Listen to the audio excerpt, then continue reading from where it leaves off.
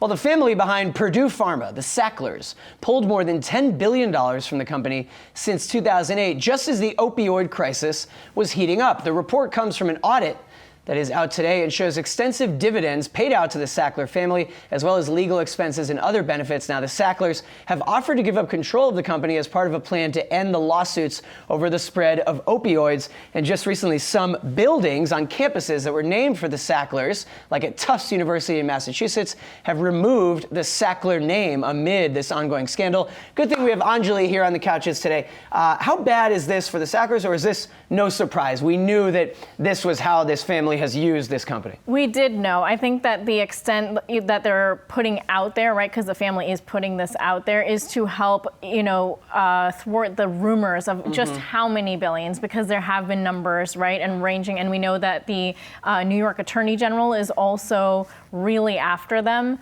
In terms of their finances, there have been a number of inquiries into all the financial institutions that work with them, so we're even waiting for the results of that. So in the meantime, I think this is sort of helping to quell that and figure out a straight path for that lawsuit. And as you mentioned, this audit comes via an advisor for the family. Yep. So I guess they're trying to say, well, look, at least we're being transparent here. Right. It's sort of like a week ago here we were talking about Uber putting out its own safety report, and people said, oh my God, look how many sexual assaults, but it was Uber revealing its own data. It's some sort of damage control, because right now they are the evil family that started Oxy, right? So I feel like that just keeps getting more evil, though. I mean, if they're, yes, okay, great, they're transparent, they put this report out.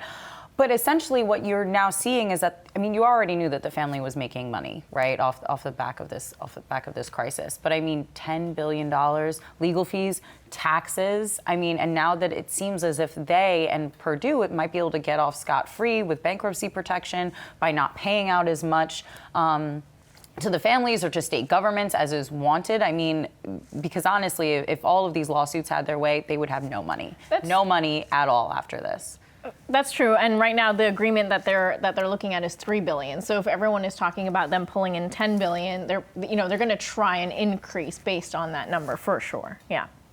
Yeah, and look, the Purdue Pharma story is not over, as all of these companies, Purdue just one of them, still face more lawsuits, as I understand it, even after the big Ohio settlement. I'm waiting for jail time. Like, we keep talking about civil lawsuits, and I keep waiting for, and we have heard like whispers of like the criminal lawsuits coming, but I am genuinely waiting for that headline that someone, somewhere, is going to jail, because it almost seems as if there's no way for this crisis to get as big as it did without someone knowing something along the way was amiss. And they've already admitted previously some guilt, so yeah. Yep. All right.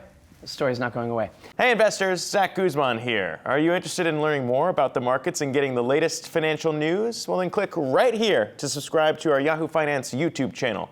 Get the latest up-to-the-minute market analysis, big interviews in the world of finance, and information on how to manage your money every day wherever you are.